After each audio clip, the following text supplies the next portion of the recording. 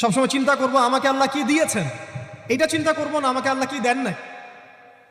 আল্লাহ পাক আমাকে সুস্থ রেখেছেন, নিরাপত্তা দিয়েছেন, আমি খাচ্ছি, পান করছি। এই যে নিয়ামত, আল্লাহ পাকের যে অগণিত নিয়ামত, এটাকে স্মরণ করা এবং সে অনুযায়ী শুকরিয়া আদায় করা। আল্লাহ পাক সবাইকে শুকরিয়া আদায় করার তৌফিক দান করেন।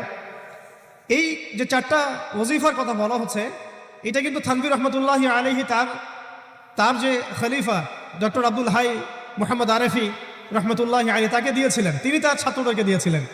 এটা আপনারা তাসাউফ আত্মশুদ্ধি বইয়ের মধ্যে পাবেন। তো দ্বিতীয় এখানে যে বিষয়টা বলা হয়েছে সেটা হলো সবর করা।